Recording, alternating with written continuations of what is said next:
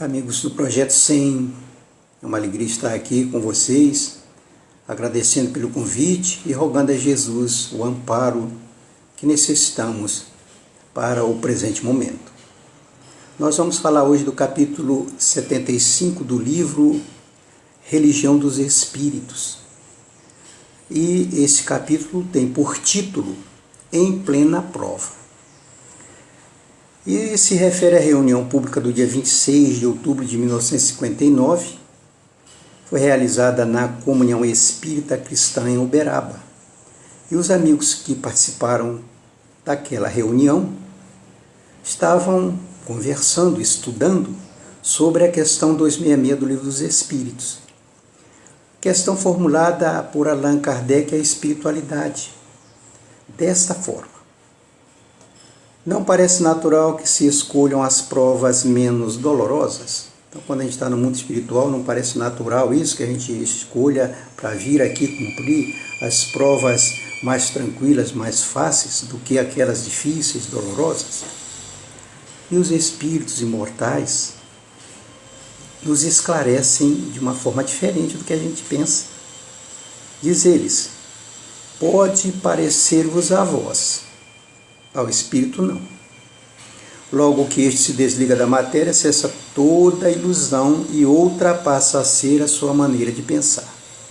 Então, quando nós saímos da matéria física, vamos para o mundo espiritual, vamos lá enxergar a vida de um outro prisma, de um outro ângulo, bem diferente daquela que enxergamos aqui.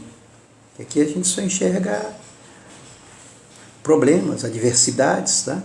A gente só quer ganhar, ter uma boa vida estruturada, muitos bens materiais, etc. Então, Emmanuel, nessa página, em plena prova, nesse capítulo, ele vem nos dizer: se aguardas a melhora que parece tardia, se suspiras em vão pelo amigo ideal, se clamas debalde pelo socorro em serviço, aguarda com paciência, porque tudo isso que a gente deseja não se realiza de uma hora para outra. É que a gente tem pressa em conquistar tudo, esquecendo que tudo só vai chegar na hora certa. Enquanto eu não tiver condições de compreender certas coisas, eu não vou fazer bem uso dessas coisas. Então ela só me será útil quando eu tiver compreensão para utilizá-la a meu benefício e benefício do meu próximo. Por isso muitas coisas não acontecem na vida da gente como a gente quer, porque Deus, que é nosso Pai, sabe o que é melhor para cada um de nós. Mais à frente, Emmanuel vai nos dizer que os nossos problemas, as nossas dificuldades da vida, não são mera coincidências. Não é por acaso ninguém deu azar e ninguém deu sorte. Nada disso. Tudo faz parte da programação das leis superiores, da lei de causa e efeito, como Jesus nos esclareceu há muitos anos atrás, melhor, há 2020 anos, quando ele nos disse: a cada um segundo as suas obras. A plantação é livre, mas a colheita é obrigatória. Então Emmanuel vem nos lembrar disso, quando nos diz: ontem devastamos lares alheios, ou seja, destruímos, arruinamos, arrasamos lares alheios. Hoje é preciso reconstruí-los. Não tem outra saída. Ontem traçamos caminhos de lodo e sombra aos pés dos outros. Hoje é preciso purificá-lo. Então é a lei de causa e efeito, nos trazendo as nossas responsabilidades para que nós resolvamos nossos problemas com a lei. Vai dizer mais: ontem retínhamos sem proveito a fortuna de todos. Hoje é preciso devolvê-la em trabalho acrescida de juros. Então não tem uma ação boa ou má que passe despercebida diante da lei de causa e efeito.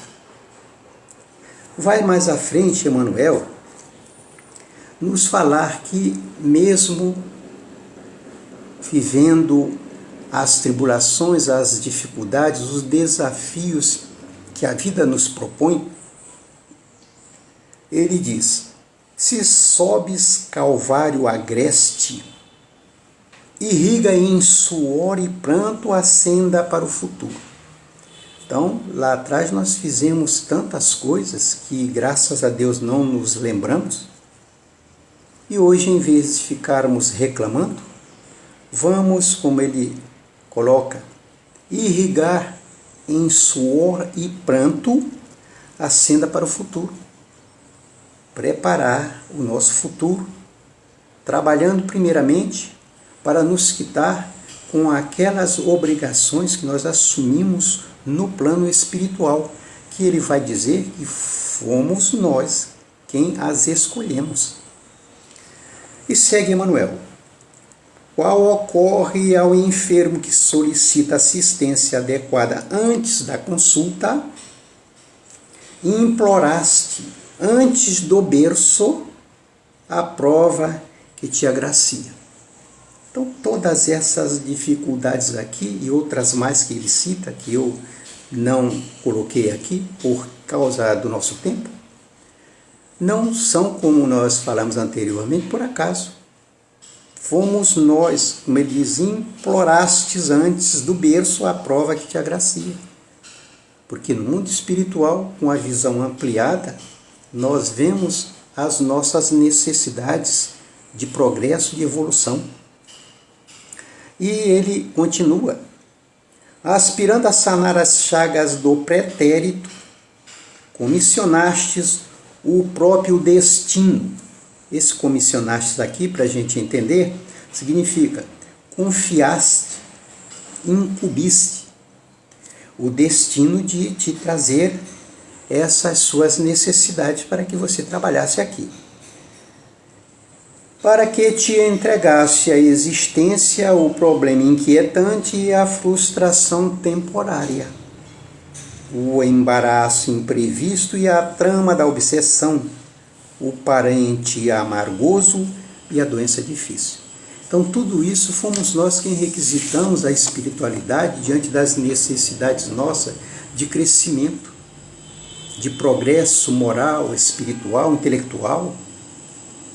E ele vai mais à frente: não atraiçoes a ti mesmo, ou seja, não te coloque contra ti mesmo, fugindo ao merecimento da concessão.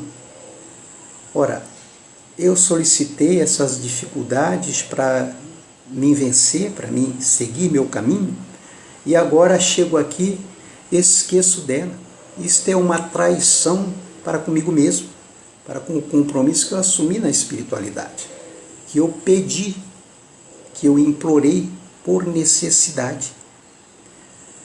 E vai dizer mais: milhares de companheiros desenleados da carne, ou seja, soltos fora da carne, do corpo físico, suplicam o ensejo que já desfrutas. Então, milhares de companheiros que estão no mundo espiritual suplicam essa oportunidade que nós estamos tendo aqui de estar reencarnados, trabalhando em prol do nosso progresso moral e espiritual, do equilíbrio, da harmonia diante das leis superiores.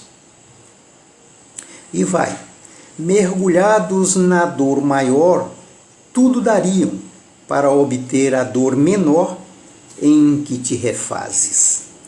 A gente aqui no corpo físico reclama de tudo, dos problemas que temos, mas lá no plano espiritual, nossa consciência nos faz passar por dificuldades ainda maiores.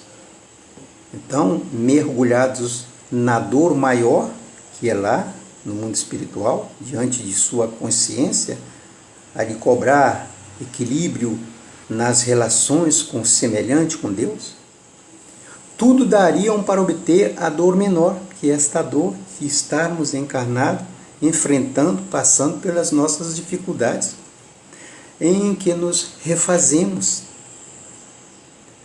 Segue Emmanuel.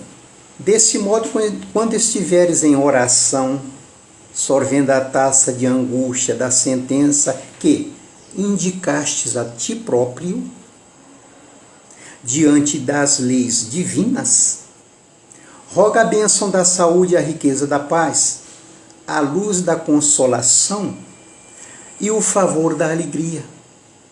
Mas pede a Deus, acima de tudo, o apoio da humildade e a força da paciência. Então, ora o que a gente deve pedir em nossas orações. Não é? Pedir, acima de tudo, a consolação, a alegria, mas, acima de tudo essas coisas, a humildade e a força da paciência para conquistar tudo isso. E, diante das dificuldades e tribulações que Emmanuel nos colocou, né, com relação às nossas dificuldades, os nossos problemas com o nosso semelhante, com a vida, nós então paramos para pensar e nos lembramos da carta de Tito, aliás, na carta de Paulo de Tarso a Tito, no capítulo 3, versículo 3, quando Paulo nos alertou. Disse Paulo: porque também nós éramos outrora insensatos, desobedientes, extraviados, servindo a várias paixões e deleites, vivendo em malícia e inveja, odiosos e odiando-nos uns aos outros. Ora, diante deste quadro, o que nós podemos esperar nos dias de hoje? Mais à frente, nós vamos ver no livro Céu e Inferno, no Código Penal da Vida Futura, o item 9, que vem nos dizer assim: toda falta cometida, todo mal realizado, é uma dívida contraída que deverá ser paga. Se não for em uma existência, será na outra, porque todas as existências são solidárias entre si. Então não adianta a gente ficar apenas reclamando, quando nós sabemos, através desses emissários celestes, que a nossa condição no passado era uma condição muito pior do que a nossa atual. Se a melhor versão do Francisco é esta, meu Deus, imagine as outras, as passadas, como não era esta criatura. Então, é hora de nós enfrentarmos a nós mesmos, as nossas dificuldades criadas por nós próprios ao longo da nossa caminhada, e pedir a Deus, nosso Pai, que venha nos ajudar a transpor, a vencer as dificuldades das plantações, das realizações, das obras que nós construímos num passado não tão distante assim.